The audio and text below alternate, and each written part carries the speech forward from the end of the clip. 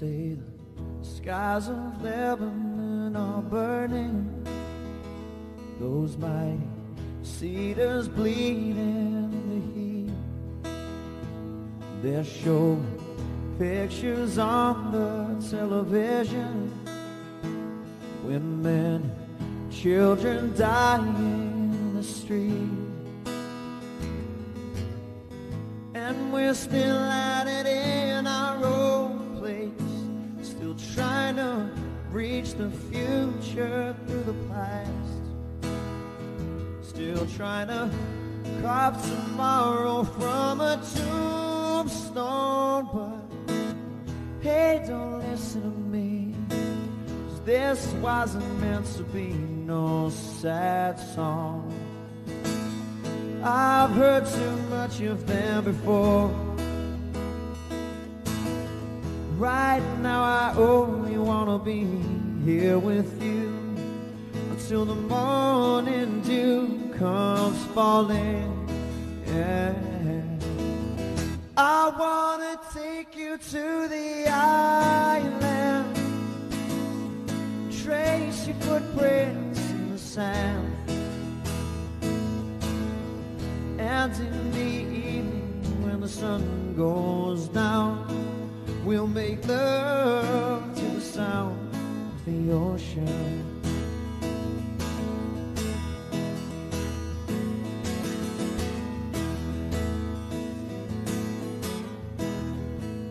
They're raising banners over by the markets, whitewashing slogans on our shipyard walls, witch doctors praying for a mighty showdown.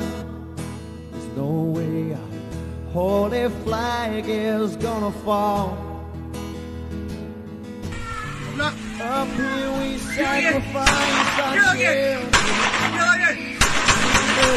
warn our dreams of yesterday, and teach them dying will lead us into glory. But hey, don't listen to me, this wasn't meant to be no sad song.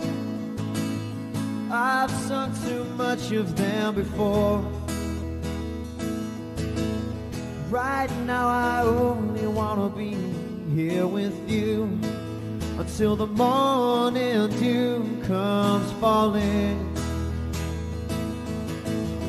I wanna take you to the island, trace your footprints in the sand,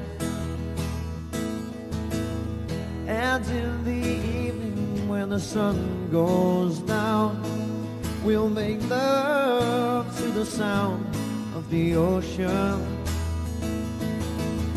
I wanna take you to the island, trace your footprints in the sand, and in the evening when the sun goes down, we'll make love to the sound of the ocean.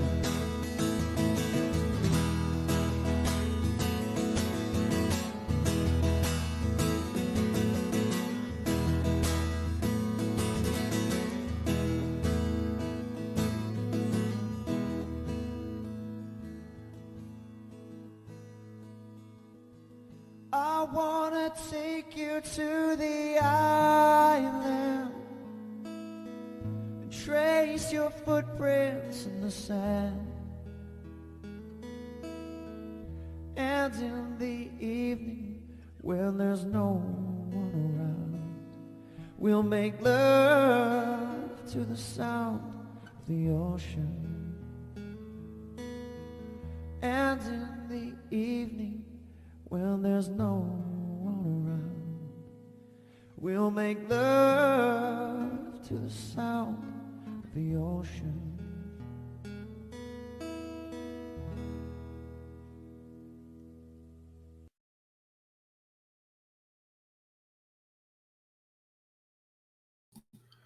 Well, good evening and welcome here to another Wednesday evening here On a joint platform this evening, we're broadcasting to Restore UK Live on Facebook, Restore UK Live on YouTube, also Forgotten Voices Media on YouTube and on Facebook, and to the British Unionist People's Voice. So from those platforms, what you can do is that you can share this stream. You can share this stream far and wide to people that you might think that may want to actually hear what it is that we have to say. Tonight we have a very special evening this evening. People that are normally on our live chat and they support our platform, and in turn we actually support these people because these people are patriotically proud to be British Unionists living here in Northern Ireland, and their only crime is actually being British. And for being British, you're about to hear a story that would see these people actually made victims in their own land by people that they want to destroy Britishness. They want to destroy Northern Ireland. They want to destroy the United Kingdom. They want to destroy Northern Ireland's place within the United Kingdom. And as for a shared space or an accommodating space, we could never be sharing with those people or accommodating with those people. You may have seen that video that was just playing there. And, that's the conglomerate link to Gerry Adams and Sinn Féin that sits in our government today. And yet, as you will note from that video, that the guns were on our streets, and there was an actual date given in that video in 2019. And I can say and state quite clearly, the guns were also on our streets actually last year. And, and what sort of circumstances are they whenever we have people that are linked to terrorists sitting in our government here in Northern Ireland and actually dictating that if they don't get their way, well, violence will actually return. So let's remind people what the violence of the past actually brought about and what happened as a result of that violence. And there's no better people to tell you what happened as a result of that violence as the people that will be joining us on the screen very, very shortly. So what I want to do is that because we're doing this show in two halves this evening, we're going to speak for about an hour with reference to this story and the forgotten voices of the past, and how that these people that are victims, how that they will never, ever get any justice for what happened to them, whilst the terrorists, whilst they have immunity from prosecution, and whilst the terrorists, they who must be appeased at all time, whilst they sit in our government destabilising the place on a daily basis. Well, for an ordinary person looking at that, how corrupt is that? So what I want to start to do is I want to start by playing a little video clip of the time. It's a news clip of the time that made Anne and Billy Dickson victims. And and I mentioned Anne first. Even though that Billy was physically hurt in this attack, Anne also is a victim of this terrorism in many more ways than one. And we can hear from Anne's own words why that it is she's a victim. And, I'm going to ask people to listen very carefully, because like many other stories in the history of our troubles, it tells the truth in a way that isn't rewritten. It's the real version of the truth, and it's the truth about what actually happened here in Northern Ireland. So I'm going to cut to playing a little video clip. And before we play this video clip, I would like to ask the live chat if you could share this screen far and wide. If you're new to our channel, if you give us a like, if you give us a love, if you give us a share, if you would also tag friends and family into the live chat. And that's the mechanism by which others can actually join this platform to hear stories like Billy Dickson and Anne Dickson. So what I'm going to do is I'm going to play a short video clip. And whenever I come in, we're going to have Billy and Anne on our screen. And what we're going to do is we're going to ask them to introduce themselves. And then we'll get on with talking about what was it that made Anne and Billy Dickson victims, and who was it that actually made Anne and Billy Dickson, and why was it? Why was there, were they put under threat? Well, you'll hear that story as this screen actually goes on. So without any further ado, over to the video chat, or over to the little video, and then whenever we come back off the back of this here, we'll have Anne and Billy on our screen. This report by James Robbins. The whole terrace of houses where Councillor Dickson lives was caught up in the attack. The terrorists shot him several times, then left a bomb outside the councillor's home as they fled. They were clearly determined to murder him. They brought with them a sledgehammer to smash down the front door, terrifying Mr. Dickson's wife Anne, who ran out to try to save her husband. I heard the gate opening and I got up and I said, Billy, is at the gate? And I think he was making his way towards the vestibule door when the front door was bashed in, and the vestibule door was smashed in and the shots just rang out. And then I just shouted, Billy, you're shot. And he says, I'm not. He'd sort of pushed me back into the living room. And then he pushed me into the working kitchen in himself. And he was leaning up against the door. I could see his back and the blood was coming out of it. The DUP councillor, who's 35, is still critically ill with several bullet wounds. An outspoken critic of Republican terrorism, he intended standing in next month's election to the new Northern Ireland Assembly established by Secretary of State James Pryor. This was the third serious attack on Belfast City councillors in the past 2 years. A fellow unionist is confined to a wheelchair. Last year, a prominent Republican was shot and killed. There's little doubt this attack was designed to interfere with the democratic process, to fight with the bullet rather than through the ballot box.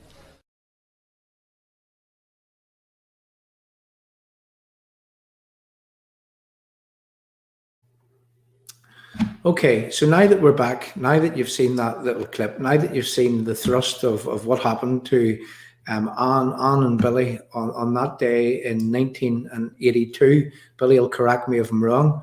Now that you've seen that, what we're going to do is that we're going to go over to Billy. And this tonight, this evening, it isn't about Restore UK, or it isn't about Forgotten Voices Media, or it isn't about the British Unionist People's Voice. It's about Anne and Billy Dickson, who are going to tell us about the time that they were made victims in the early 1980s and the reasons for that, and how that life has actually progressed since that day. And one other very important question: what is it that has given Billy and Anne the determination to continue to fight tirelessly for British unionism in a way that patriotically proud people from the Donegall Road, from the Sandy Row area, in a way that each and every person should actually be fighting? So we've got to take their hats off to these people. So Anne and Billy, welcome to our screen. And Billy, over to you. Now, I'm just going to say, I'm going to, each time that I open up the chat here, I'm going to mute myself. So there might be a little delay between us speaking, but that's just for the live chat so that they understand, and that stops any interference, and that gets the message across in a way that there's no interference on our screen. So over to you, Billy. If you'd just like to introduce yourself and talk about look, I'm going to leave it to you, Billy. You're a very well capable person of telling a story or two. Well, John, you hear me, John? Right. Well, first of all, could I just thank you for having us on this evening. I'm Billy Dickson, as you know, and presently chairman of the Blackstaff Residents Association, which really is the Donegall Road area, Sandy Row area. And behind me is my wife Anne, and perhaps maybe as the interview goes on, maybe she can take over this seat so you can hear her better, but I don't think you'll have a problem hearing her. But I think the first thing I have to say, John, there's a lot of people on the Donegall Road who haven't been as fortunate as I have been now. It's degrees, I know, and I can assure you that what I had to go through and what my wife had to go through, I wouldn't wish it on anyone. However, there are others on the Donegall Road, Sandy Row, who can't talk to their loved ones because their loved ones are dead. Because either the IRA or the INLA or some other organisation came in and took their lives away.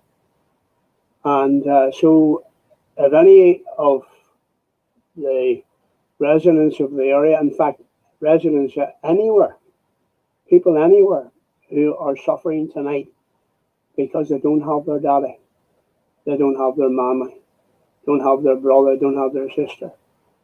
My heart goes out to you. But I've been asked by John to give a wee bit of account of what happened to us, I think 39 years ago, coming this September. And the way the events turned out, if it it could have been another story, a more tragic story, and I'll explain that to you now. At least 2 gunmen came along from the INLA. The plan was to get into my house, our house, to kill both my wife and myself,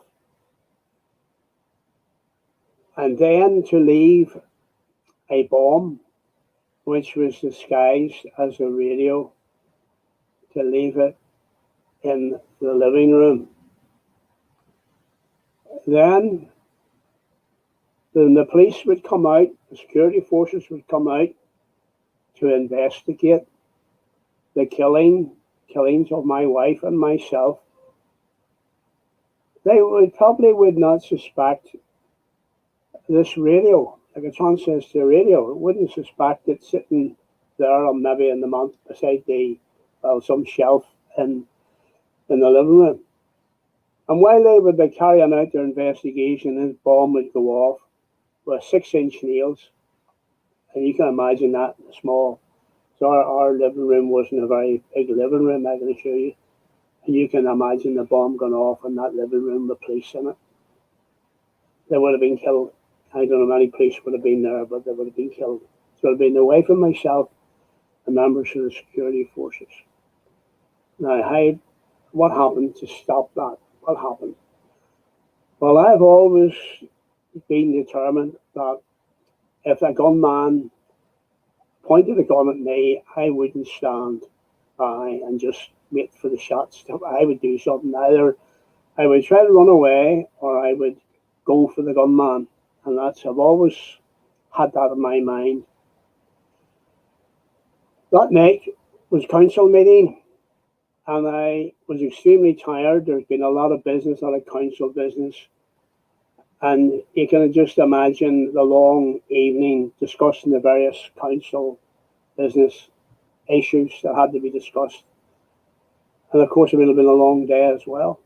And a lot of the councillors and all have to go do this for their constituents. A lot of the hard work, they don't realise just how much hard work goes into it. But I was really tired. And I came home and I lay on the settee, exhausted, I'm being honest about it. Suddenly, now, if the gunman had came at that particular time, I can tell you I would have been shot dead, and my wife would have been shot dead. But in the providence of God, Councillor Smith, Eric Smith, colleague of mine, a Democratic Unionist Party colleague of mine from Belfast City Council, decided at that moment to phone me. It was obviously about council business, and he phoned me. And I was too tired. I couldn't really get up off the settee, and I was going to ask the wife to go, but I didn't. I got up. I literally crawled to the phone, and I got up to the phone. And as I was speaking to Eric, just as I started to speak to Eric, I heard this huge bang on my door. And I just wondered what this was. Then, in the darkness, I could hear the shots ring out. And, you know, in a situation like that in the darkness, you react the only way you can act. So there was a vestibule door. You may have seen it in that BBC, it was a BBC programme.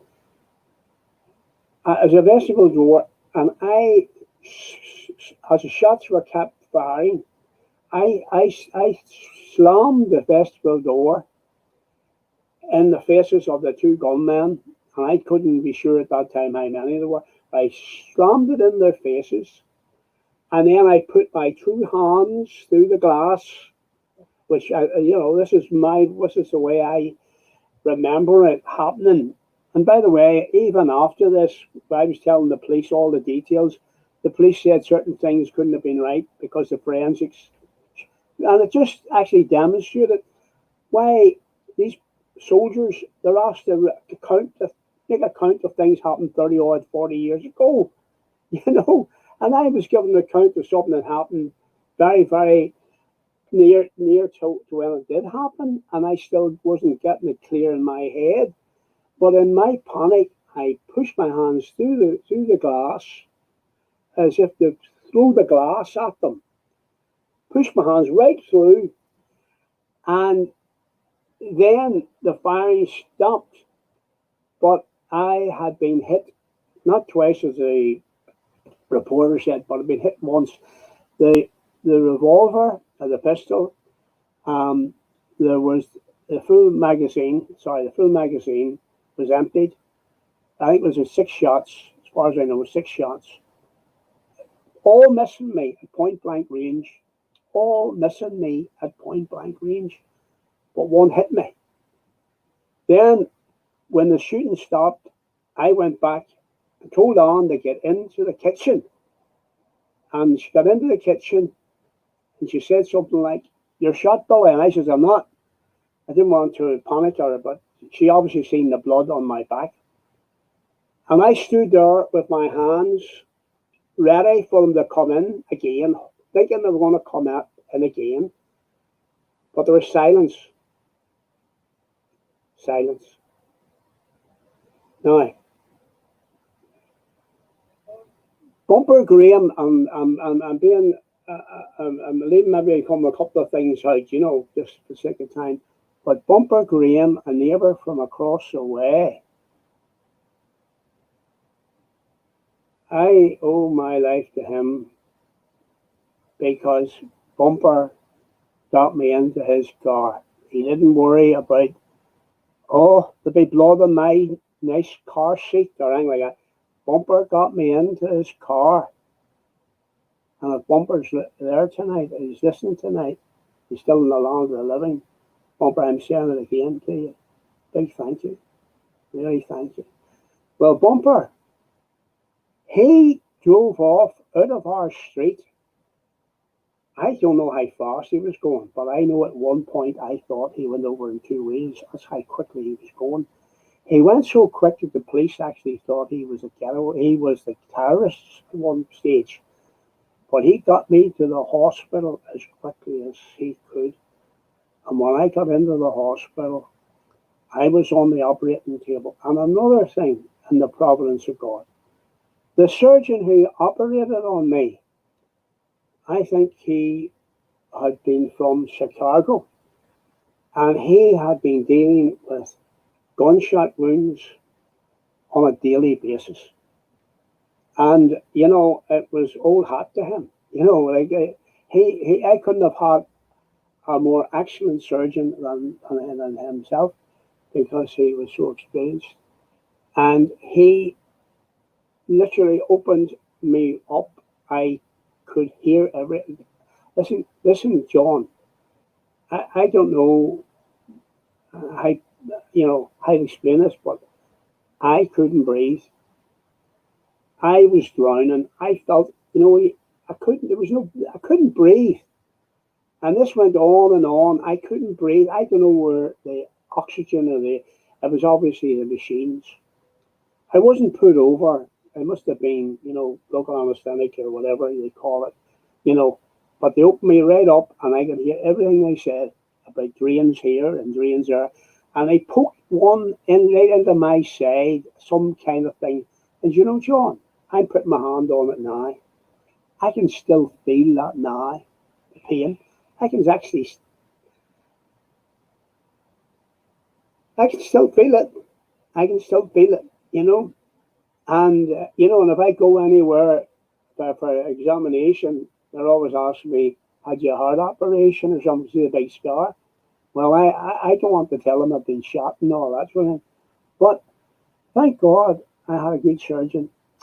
And Dr. Paisley came in and he said a prayer, and you know, and then I found out afterwards, and I think maybe I'll leave the next wee bit for my wife, but I found out afterwards that the message was getting across right across the British Isles, and we had built up a good friendship with friends from Wales, Scotland, and England, and especially from Chelmsford and Essex, Mr. Stephen Holmes, people from Watersham. And when they heard it, the first thing they done, John, they got on their knees and they prayed. They prayed. Now, when I was in hospital, when I was recovering, I could look out of the window and I could see in the distance the spire, if you call it the spire, of St. Simon's Church. And you know, the tremendous feeling I had of you know, how valuable life was, how good it was to be alive. You know, it's so precious to be alive. Now, you know, why did I survive? I mean, I heard about a policeman who was not far from me, really, next ward, I think, who had got a graze. That's all I would call it, a graze shot. What was a graze? And he died. You know, he died. Must be shock or something. And you know, and I've other two policemen in Donegall Pass who were killed when I was serving in the police, who were killed then. Two policemen killed. You know, and I can go on and on. Has two relatives, if you might want to mention them to you, who were killed and in horrible circumstances. But yet, God has seen fit to keep me alive. And you know, and probably that's one of the reasons why I keep up things. I don't give up, because God has given me life. I could be up in the rose lawn or whatever, and all you would know about me, I was up there with my name on a gravestone, but I'm alive. And I believe God has saved me for a purpose. Now, John, as I say, I was in hospital, but my wife had to deal with the aftermath. You know, she was in the house. The house had been, although the bomb that went off outside, that's what happened. Whenever these gunmen, whenever I prevented them getting in, they must have panicked, because they only give themselves so many minutes, maybe even seconds, to do bang bang your job, whatever it is, and get away quickly. But because of being held up at the door, they left the sledgehammer in the garden, did they? I think it did. And they left the radio in the garden, right? And away they went. Now, the fact is, the radio was in the garden, and I think I'll maybe let on say the rest of it, because I was away, and on was left with that situation. So, all right with you, John, if on takes over for a minute or two? Absolutely, Billy. Billy, what I would just like to ask you, and this is for the purpose of explanation for the live chat. I mean, we sat and we listened to you there, and you know, there's really one question in my mind, and you know, and this would really need to come from you. But I mean, could you just tell the live chat why that you should be a victim? Why did they try to make you a victim? Just explain, because there's people from the Irish Republic that are here this evening. There's a man on the screen that I know that he's from the Irish Republic. Also, there's people from England, maybe Scotland or Wales. So if you could just explain what made you a victim, Billy? What made them target you? If you just explain that for us. Well, somebody did say, I mean, I can't really answer that, but one person said one time that what the terrorists do is they pick out leading personalities in the community, people who work for the community, maybe a leading farmer or businessman or whatever, somebody prominent in the community, and take them out, and that helps to destabilize the community, right? And then creates anger, have to do something. And I've been in that situation myself where bomb went off in Sandy Row, and I remember turning around to some church people beside me, and I said, I'll just mention the first name of this man, John. I just said, John, give me yourself. John, I said, I feel very angry. I really feel very angry. When the Reverend Bradford was murdered, I don't know how I was able to contain myself because there was so much anger. I knew the man personally. He came and he spoke to the church and all, and I knew him so well. And I said, how could they kill a man like that who did so much good, even for the Chinese community? He did so much good. Why would they want to kill a man like that? Well, they did. Now, maybe that's the main reason they shot me.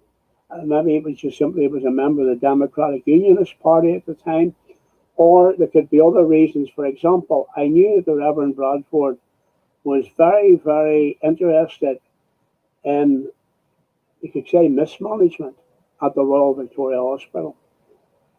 And I remember being a member of the Eastern Health and Social Services Board and actually getting up because I was concerned that there was a very high percentage, in my view at that time, of Roman Catholics in the hospital and very few Protestants in the different departments. I didn't know whether I was right or whether I was wrong.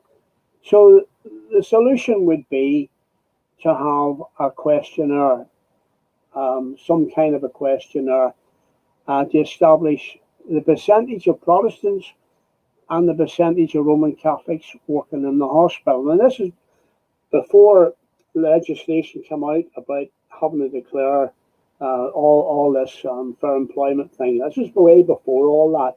That didn't exist at all. And all these medical people got up at the board meeting and they didn't want anything to do with a head count. They didn't want to know who was Protestant and who was Roman Catholic. And I can understand that point of view. But I was saying that as far as I'm concerned, there was very few Protestants in many of the departments, and that has to be looked into.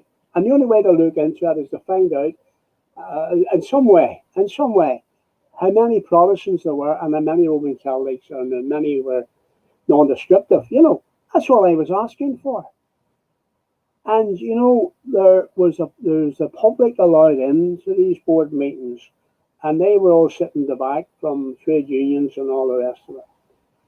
And I don't know, but I've just got this wee bit of. My wife has other views, and she's got other hunches, but I've got this sort of feeling that helped to target me. That I was like the Reverend Bradford, talking up about the Royal Victoria Hospital and the issues there, and I was basically doing the same.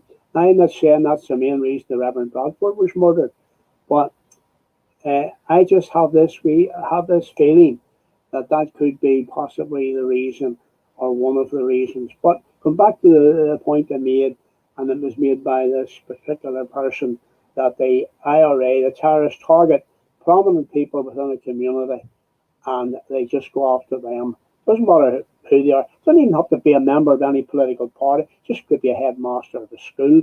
Could be anyone for that matter. So, I believe if I let Anne have a wee say, she always has the last word anyway, John. No problem. Billy, just one thing before we move over to Anne. I mean, you mentioned there that that Eric Smith had phoned you, and Yes. just to explain to you is that Eric Smith was my neighbour. Whenever I was a young man, and Eric Smith done a lot of good work in the community, and that's the type of work that I guess is slimming down nowadays. Where Eric Smith would have come around the doors and took all the kids off to gospel meetings way back then, and introduced people to the gospel. So there you go. I mean, that's a testament to the man that you were speaking about. That's Eric Smith, and I know Eric and his family very, very well. And one other thing before that this man John here that's on the screen. I mean, he's requesting, Billy, that he would love to meet you at some time. And let me explain to you who John is. John's a man that comes from Dublin in the Republic of Ireland.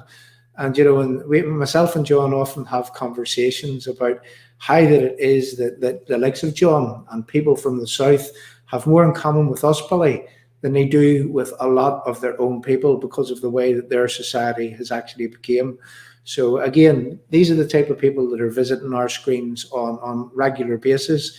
And, you know, those are the type of people that I would align with every single day of the week and twice on a Sunday, I have to say that. So no doubt, Billy, you're going to meet John at some stage, because John's a very good man, so he is to talk to. So, Billy, over to you, and you can... I say about Eric Smith. When we stood for election in St. George's, Sandy Row area, I said, you know, because I knew the dirty tricks that was played on different people, you know, during the elections. And I says to Eric, you trust me. And I says, if you do the election the way I suggest, I says, we'll go, everything will be 50-50. Part of the area, you'll be Eric Smith #1, and the other part of the area will be Dickson #1. And we'll stay together. We'll not be going out independently. We'll go in, we'll be together all the time. And we had a wee band out, and the wee band was going around Sandy Row and all. And when we're in his area, for #1 Eric Smith, I had the placard up, Smith 1, Dickson 2, and into my area, Dickson 1, Smith 2. And you know, he did trust me. We trusted each other, because in politics, you know, some people are tempted to do things that they shouldn't do. You know, that's the way politics is.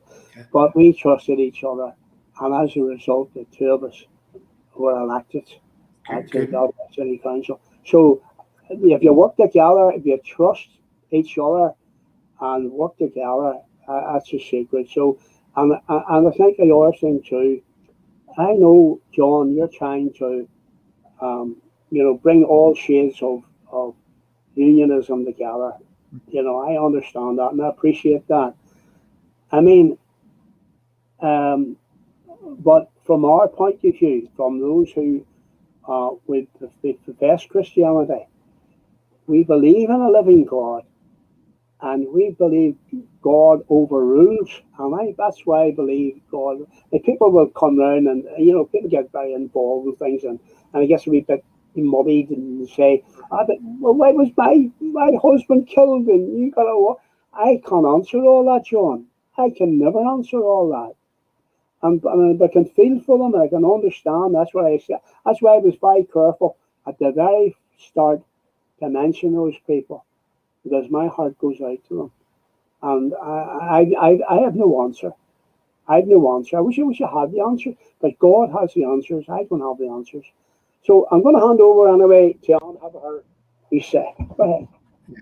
And before Anne starts speaking, what I'm going to do is I'm going to ask the live chat to tag your friends. I mean, give us a like, give us a share, give us a love. There's not enough loves on the screen this evening. And we're going to begin over to Anne just in a moment. And Anne can tell us, pick up where Billy left off. So Anne, just for the latecomers to the screen, and again, before you start speaking, what I want to do is for the latecomers, I want to play just a little clip which shows people what actually happened to both yourself and Billy on that day. And whenever we come back, Anne, it'll be over to you in exactly the same way as Billy. And Anne, thank you very much for coming to your screen. And one other thing, people, notice that Billy has his little badge on there. And Anne has her little badge. Sorry, Anne, I didn't see yours too. Yeah, and we'll talk about them badges in the very at the end of the screen. But yeah, here we go, over to the little clip again for the newcomers, just to let you see what happened on the day that Billy and Anne Dickson were made victims of Republican terrorism. And why? All because that they were British, all because that they wanted to stand up for their Britishness, all because that they wanted to question things. And still to this day, it has never, ever put them off. They're still the same people. And that's what a British unionist should be, the people that you see on your screen. This report by James Robbins. The whole terrace of houses where Councillor Dickson lives was caught up in the attack. The terrorists shot him several times, then left a bomb outside the councillor's home as they fled. They were clearly determined to murder him. They brought with them a sledgehammer to smash down the front door, terrifying Mr. Dickson's wife Anne, who ran out to try to save her husband. I heard the gate open and I got up and I said, Billy is at the gate. And I think he was making his way towards the vestibule door when the front door was bashed in and the vestibule door was smashed in and the shots just rang out. And then I just shouted, Billy, you're shot. And he says, I'm not. He'd sort of pushed me back into the living room.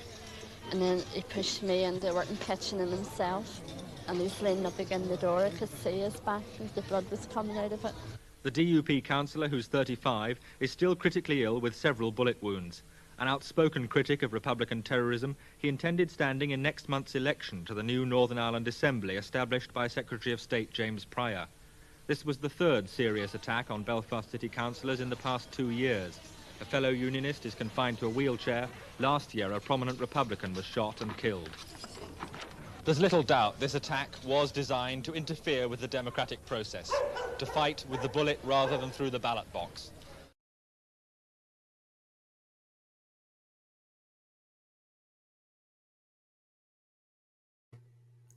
So, Anne, just to lead you in and to recap, I mean, Billy at this stage, he was in the hallway answering the phone, the door busted open.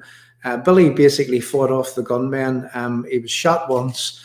And Anne, if you could just pick up and tell us the story as you found it after those events. With me, and he was lying up against the door and the blood was spurting out of his back. And he didn't realise he had been shot, you see. And as he said, he waited till he thought it was all quiet. Then he opened the door and he slumped down on the floor. And all this time, Eric was on the other end of the phone. And I couldn't find the phone. I couldn't find the receiver. And eventually I found it. It was on the other side of the door. So Billy must have still had the phone in his hand when he put his two hands through, which was thick patch glass. And he should have been killed by doing that because he should have cut his arteries. So I got Eric on the phone and told them and him and another councillor, Joe Coggle, made their way down to the hospital. When I got to the hospital, I said I was going to the hospital, but the neighbours tried to pacify me and whatnot. But one neighbour, he took me down anyway, and a female neighbour with me. Her and her husband had got an Indian takeaway. She never got it that night at all. But anyway, she came down to the hospital with me, and the doctors wanted me to go and lie down. No, but I wasn't having any of that. I'm not lying down. So eventually they came into the room, they put us all into the room, and they came into the room sometime later, and they gave me a wee brown envelope, and I said, oh, he's died, but it was his watch and his ring. So eventually they brought me round to sit outside the intensive care, and my neighbour with me, and they wheeled him out, and I said, oh look, he's blinking, his eyes were fluttering. I said, he's still alive. So they took a while to set him all up, and when I went in, it was just like 10 green bottles all around the bed, these big glass showers, and I would be prone to faint at things, and I could feel myself sort of going back and forward, and I just said, Lord, please don't let me faint, because I'll smash all these bottles if I fall on top of them. And I never felt that way again the whole time. I came home, and I came home to the devastation of my own home, with no windows, no door. The radiator in the hallway had busted, and it had just got new carpet. It was all saturated. The ceiling, the bomb had wrecked the ceiling as well. Tell me how the police identified the radio, how they lost you. Yes, they came to the hospital and asked me, did we have a radio in our garden? And I said no. Well, then they were straight back up to Broadway Parade, and the radio, the bomb had went off. It blew my garden wall down. It blew a hole in the ground. It damaged all our brickwork. So then we had to end up paying ourselves, because the money that the government gave us, the Northern Ireland office, wouldn't pay for it. We had to pay for to put cladding on the front of our house, because we couldn't get bricks to match. So anyway, the next day, two people arrived at our door, and one of them, it didn't come at the same time. One was Thomas Passmore, the late Thomas Passmore, and he gave us a wee donation from the Orange Order. But when we got back on our feet, without being insulting, we gave a donation back to another charity within the Orange. And the other person that came to our house was Seamus Lynch of the Workers' Party. And Billy is still friends with him to this day. We see him whenever the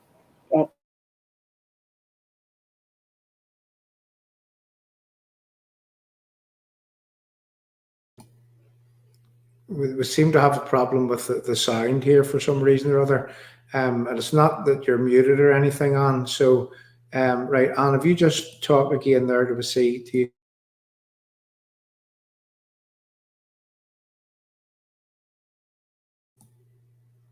Anne, I think you're muted on the computer and I can't unmute you for some reason or other.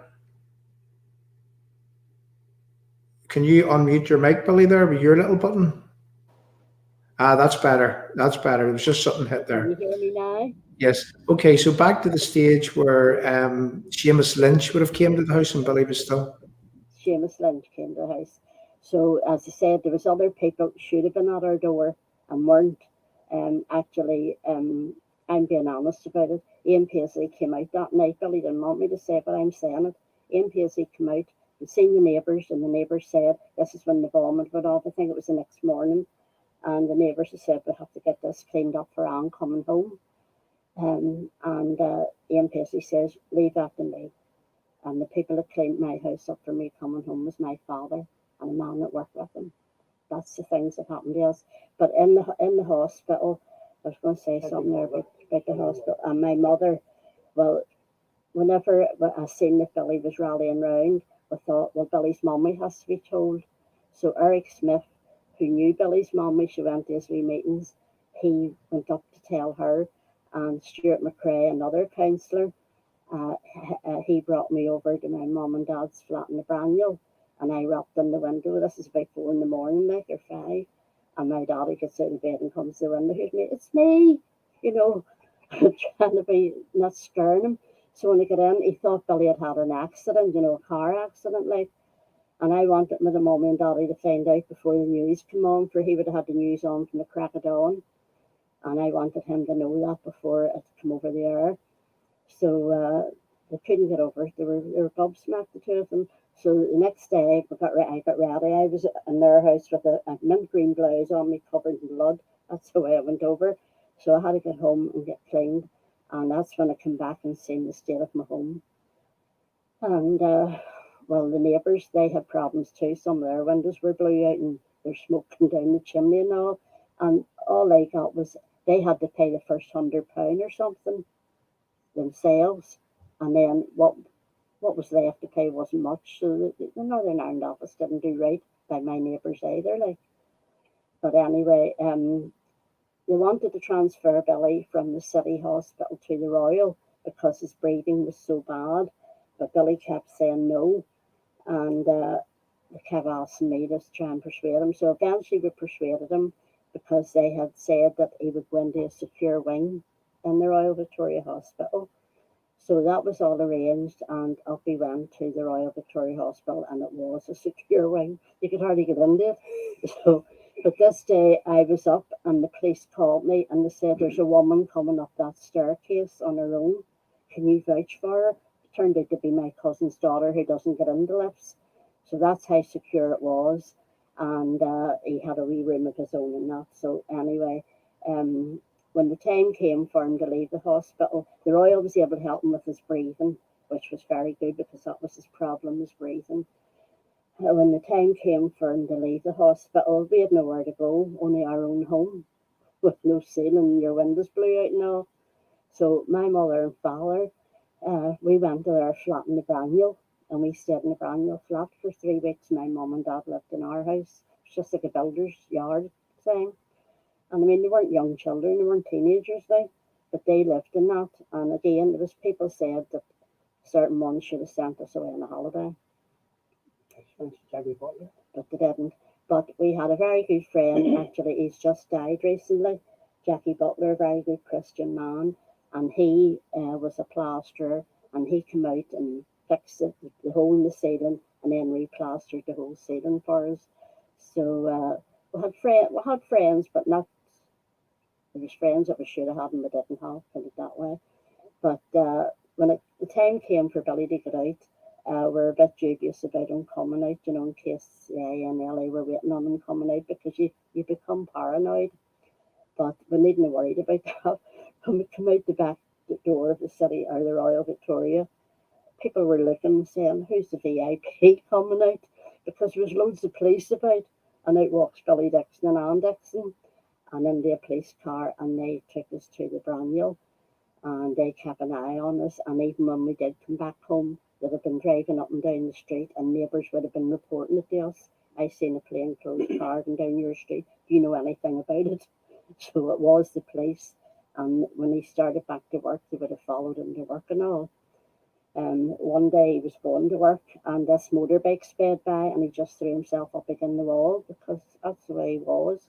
One day Nelson McCausland had come to see him in our house, and our street wasn't that wide, and the coal lorry came down the street, and the coal man couldn't get past because there was cars parked on both sides. So he rapped our door for the Billy to move the car, and Billy wouldn't go to the door. He says, how do I know he's a coal man? He mightn't be a coal man, he might be a bogus, if he had a coal lorry and all. But he says he might be a bogus. He says, I'm not going to the door. So I don't know how the coal man got down the street. Things like that happened. He ended up, he had to go to Windsor House and get help there. He had a very good doctor, and she referred him to Windsor House, and he got some help there. And when he went back to work, there was a job that they all did, which was called back security. This is the Ulster Museum. But when Billy went in, they didn't allow Billy to do the back security, because you were sitting out on your own in a wee hut, and the boss has said, no, you're not doing that. So they looked after him in that way. But you live with it from day to day. Billy, even yet, if I was vacuuming and I hit the skirting board or something, his nerves are shattered, and then he shatters my nerves, and that's the way we're living. And even yet, he'll say, watch going to the door, like we have a glass door, like you can see from your window who's at your door. But our other house wasn't like that. But he'll say, don't go to the door, don't go to the door. And you can actually see why on that, you know, that Billy would have been a different man after it, and the same again with yourself. You would have been a different person. And I mean, I just want to ask you a question, Billy. Again, this is before we'll bring you back in again, because Anne's a very interesting lady, and there's more to scratch the surface with. And I mean, I just hear you talking about your Christian faith. And I'm going to ask you a question, and I'm going to say this to the live chat. You know, I know that there's people that are Christians, that aren't Christians, that believe in Christianity, that don't believe in Christianity, and that's very well, because the cornerstone of those Judeo-Christian values that made Anne and Billy Christians is a thing called free will. And, you know, I'm going to quote a wee bit from the Bible where it says, choose you this day whom you will serve, or don't choose this day to serve. That's completely up to yourself. But I'm always very, very interested in how people would actually get over traumatic experiences, just like what it is that you and Billy went through. And just a question, I mean, at that time, were you a Christian, and did your Christian faith play a big part in getting you over that time, as you've explained with Billy? We were both Christians, and I was saved when I was 16. I lived in Ardoyne, and I went to Ardglen City Mission, and we had a wonderful missionary, Mr. Forbes, but I wasn't saved then. Well, I think maybe as a child we talked about being saved, but anyway, when I was a teenager and started work, I fell in with these girls. Frances Smith was one of them, and a few other girls from Norwood Street, and I started going to the Emmanuel Mission with them. And it was in the Emmanuel Mission in Sandy Row. It was beside the Achilles Bar in Sandy Row, and sometimes people came to our hall by mistake. They were looking for the Achilles Bar. But anyway, I was saved in that mission hall. And then I was going to the coalmen's meeting, which was over by Donegall Coal Quay, with my friends. And Billy Dickson was walking along. You're going to get a romance here now. Billy Dickson was walking along with this other fella who turned out to be my cousin. And I says, oh, I know him. Well, you know what your mates are like. Oh, she knows him. And even knew Billy, because he was doing groundsman up in my school, up in Everton school. And I said, I know him, he worked in our school. So the next thing, I was meeting him at the CNA on a Sunday night for the open air meeting. and my mother and father would have been strict. I would say my mother was worse than my father. I asked, could I go out with Billy? And I can't tell you what the question my father asked me back, because there's all sorts of people watching us. And I said, yes, he comes from Sandy Row. He says, I don't care where he comes from. But anyway, I started going out with Billy, and I got involved with him in Perimeter Street Methodist Church. He was the leader in charge of the Life Boys, and I helped him out with that. Then one night, Billy said he was going to the Ulster Hall to hear Ian Paisley speaking, and he went, and then he asked me would I go with him. So I said to my daddy, I said, is it all right if I go to the Ulster Hall with Billy to hear Ian Paisley? My daddy's words were, you can go this time, but don't be making a habit of it. But a couple of weeks later, my mum and daddy were sitting there every Sunday. You know what I mean? But anyway, that's just by the way. But I have two relatives that were murdered as well. One was a step cousin. My mum's sister married a man whose wife had died, and the two children. And he was in the army all his life. And he came out of the army and he joined the UDR. And he was a colour sergeant in the UDR. And he had just left at about 6 weeks, and he was working in Toome Street. He called him Nathaniel Cush. They lived up the Crumlin Road at the time. I don't know where his wife lives now, even if she's still alive. Whenever he came out to his car, he was on a split, and when he came out and got into his car, it blew up. And that was the end of him.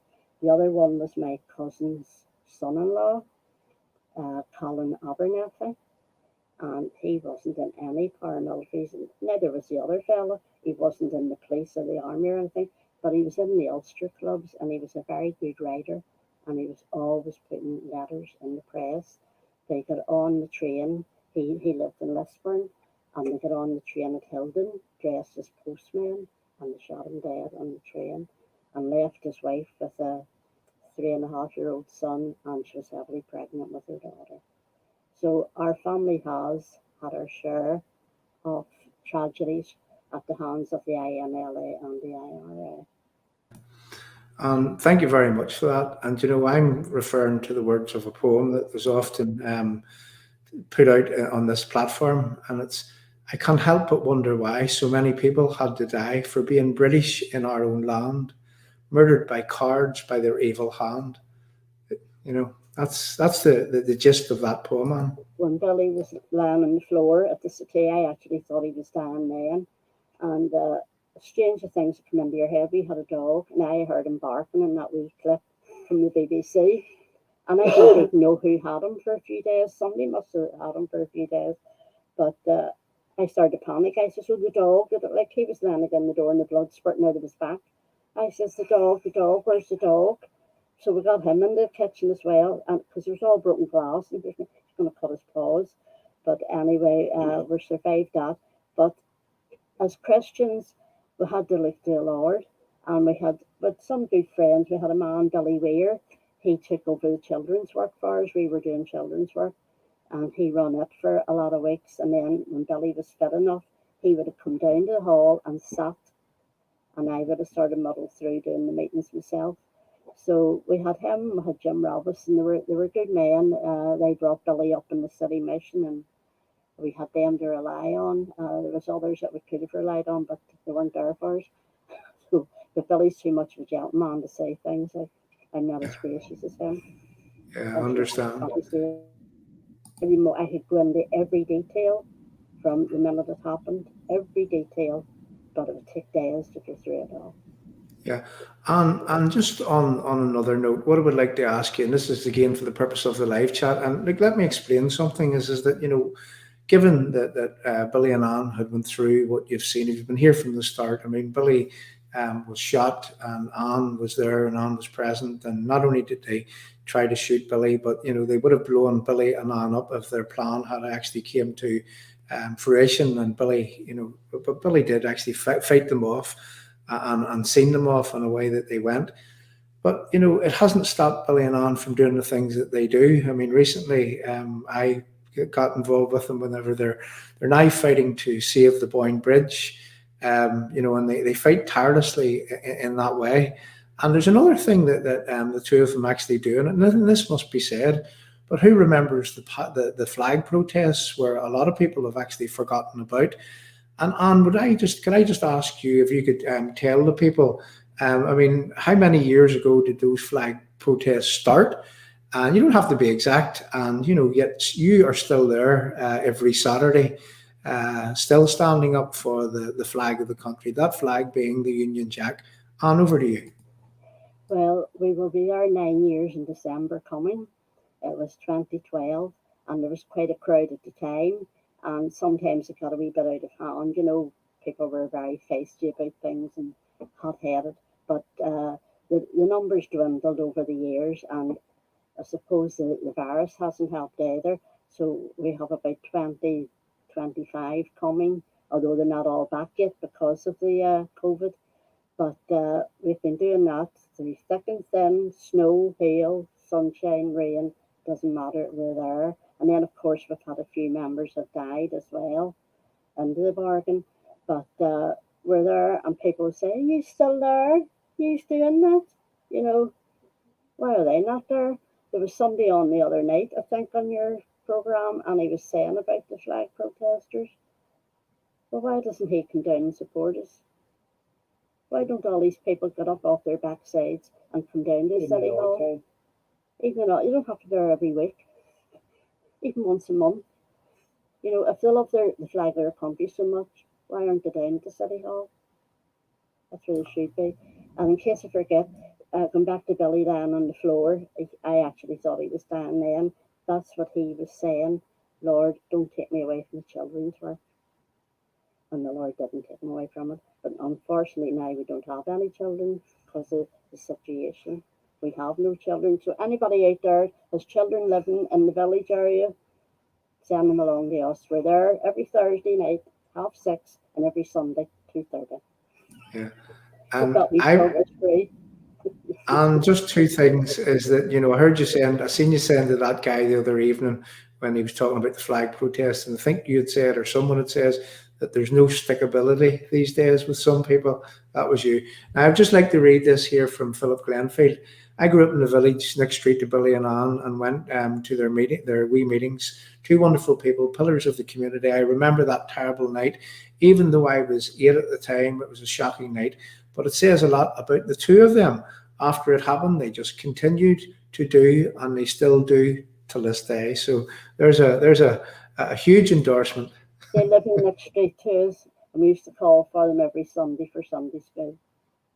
Philip and Matthew's brother. So, yeah.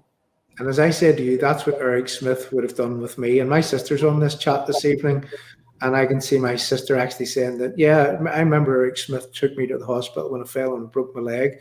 But I mean, that's the type of people that these people were. And, we're lacking in those type of people today. And, that the tried and tested ways of the past. And some people say that we need to keep moving forward. We need to be progressive. We need to, they're living in the past. Well, that's the past that I would rather be living in. And I can say that without fear of, well, I'm not worried what people say whenever I say that, because that's what I believe, and that's how that I believe things. People don't know their neighbours nowadays. Yeah. That's part of the problem. You don't know your neighbours. Absolutely. And I hope that you're willing to come back again, because I know there's other services that we must scratch with you. I would like you to come along and tell us about some of the things that you're involved in, namely the Orange Order and different things that you do within the community. And even here at Restore, part of our platforms is that whenever we're selling the badge, well, Anne was very, very quick to say, "John, if you give me some of those badges, I'll sell them at the flag protest, and I'll sell them at my Orange Lodge for you." And so she has. Great people. And there we go. Everybody show their badges. I can't get mine out. There's Anne's badge, there's Billy's badge, and there's my badge. And there you go. So, people, there you go. I mean, that's the reality. That's Billy and Anne. And Billy, would you just like to now come across and finish off? Anne, thanks very much. Thank you.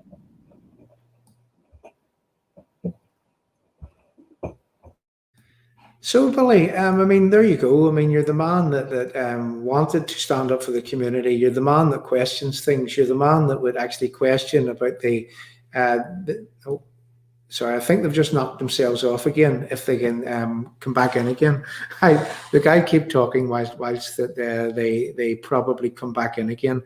And I'm going to actually say that if you're listening to us, Billy, or on there, if you can hear me, all you need to do is to go back through the link again and sign yourself back in. I've actually no control over this.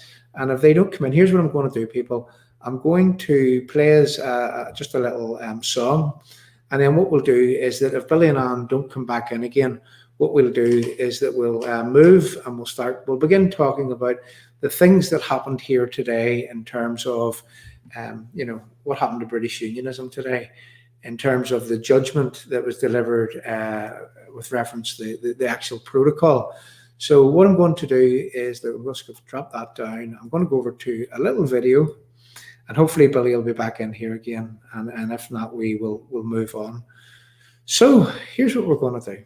We're going to look for a little, we'll look for another victim story. We'll look for a relevant victim story with reference what it is that the Republican terrorists have done in this country over the years, and what it is that they actually continue to do over the years. So watch this one. This is a man that recently died. He was a high-ranking member of the Republican movement. And just listen to what this man says that they are involved in. I'll play this video and we'll come back off the back of it. We have taken a lot of big initiatives and a lot of big moves in the last couple of years. We have attacked the Orange State. Whatever we think about policing them, we all think different things. The RUC are destroyed.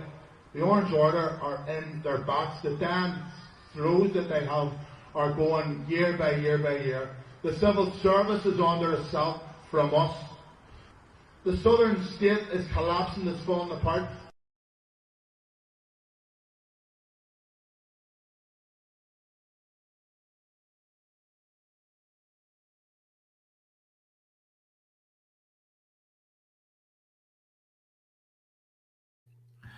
Okay, people, we don't seem to have Billy back in again, but let's hope that they're watching the rest of the screen. Look, at this point, if you're watching on Forgotten Voices Media, what we would like to do is we would like to ask you to go over to either the British Unionist People's Voice or go over to Restore. That's Restore UK, either on Facebook or on YouTube. So at this point, we're just going to close the Forgotten Voices Media platform. And the reason why that we're doing that is that we keep Forgotten Voices Media for exactly that, for forgotten voices, for telling the victims' stories. And we're going to move on and we're going to talk about other things on Restore. So if you just bear with me for a second, I'm going to remove the Forgotten Voices Media off our... Yep, that's one away. And just bear with me while I remove yet another one. And there's Billy back in again. There's Billy back in again and Anne. So if you just bear with us, Billy and Anne, I'm just removing Forgotten Voices Media from the platform. And sure, you may as well join us to talk about we'll just let you close, Billy. So we will, and then over to you. We'll let you close. So if you just bear with us, Billy and Anne, I'm just removing Forgotten Voices Media from the platform, and sure, you may as well join us to talk about we'll just let you close, Billy, so we will, and then over to you. We'll let you close. John.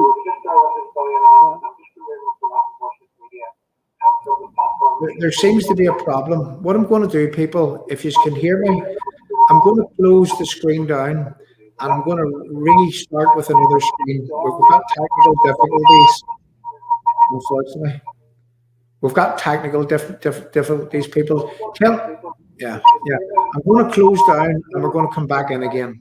I have to, unfortunately.